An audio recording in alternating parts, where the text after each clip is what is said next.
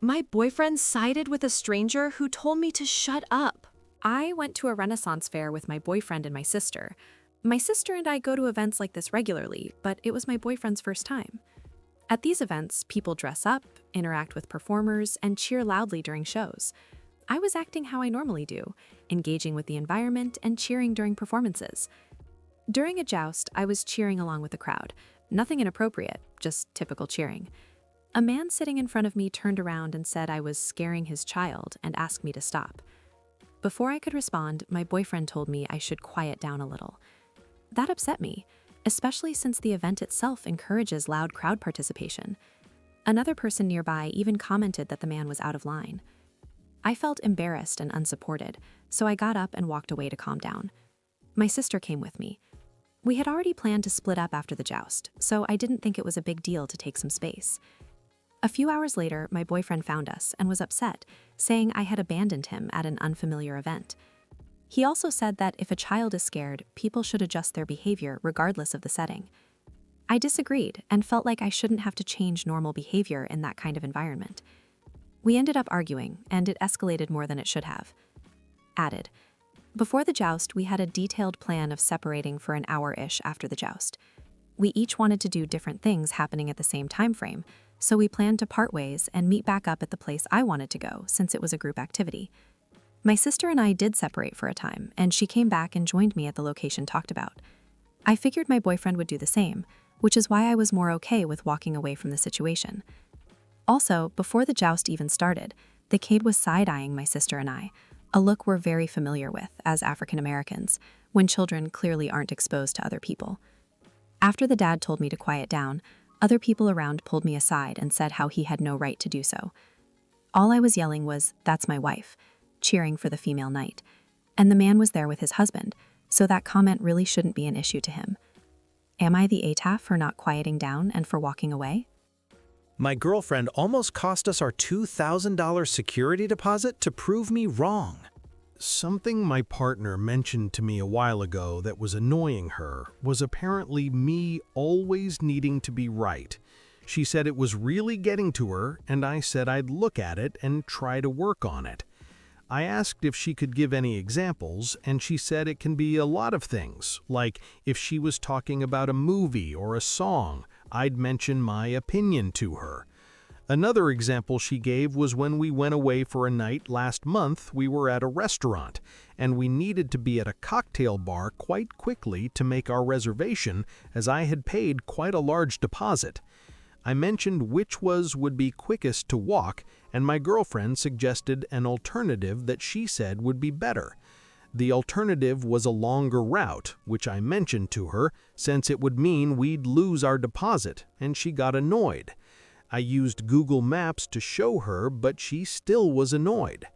Last night, we were sat with the balcony door open, and it was windy, and the wind was slamming the door into the metal railings. I was in the kitchen cooking, and I shouted through to ask her to close the door since it is primarily glass, so I don't want it to shatter.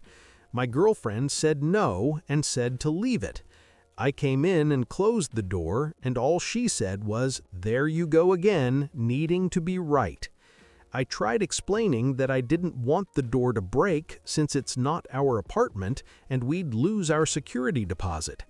I said she can't get annoyed when I am actually right about something, and she can't get annoyed at me voicing an opinion that is different to hers since we're allowed to have different views.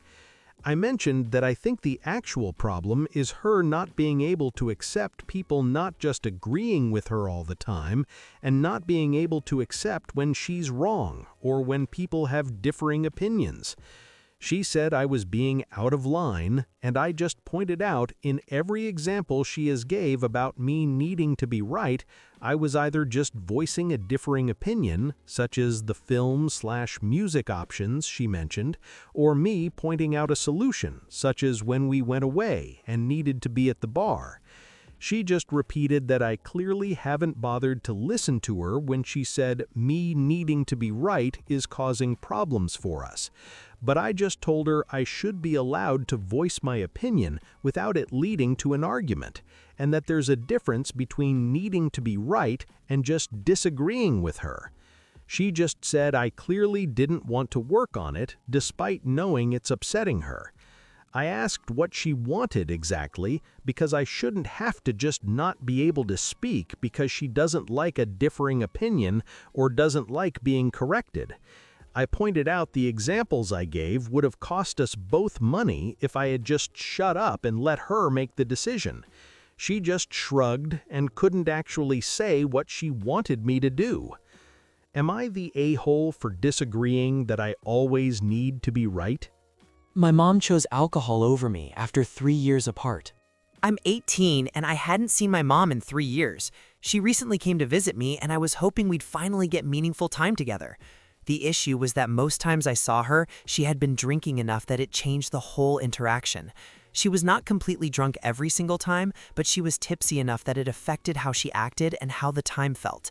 Then one night at dinner, she was fully drunk and stumbling afterward, which was the worst of it. I texted her after this saying, "I've seen you a total of 5 times and 4 of those times you have been intoxicated. I understand that you're going through a lot and it's your vacation too. That's why I didn't say anything, but I'm not being around that. I want to spend time with you, but not when you're drinking. If you can't do that, then I won't see you for the trip. I have no problem with you being a little intoxicated while at night or while we're having dinner, but not during the daytime and not when you're about to tour my campus and meet my friends. Not doing it." She took it somewhat well and just said okay, so I left it up to her to make the effort to make plans to see me. Not long after that, with basically making no effort to see me, she leaves 3 days earlier than she was originally supposed to. Before leaving, she texted me, "The last few days have been torture as you ignored me and made no effort to see me. I couldn't bear being so close and not seeing you. I think you behaved badly and I'm not accepting it." That upset me because, from my point of view, I had made it clear I wanted to see her, just not when she was drinking. It felt like she was turning the situation around on me instead of acknowledging why things had gone badly.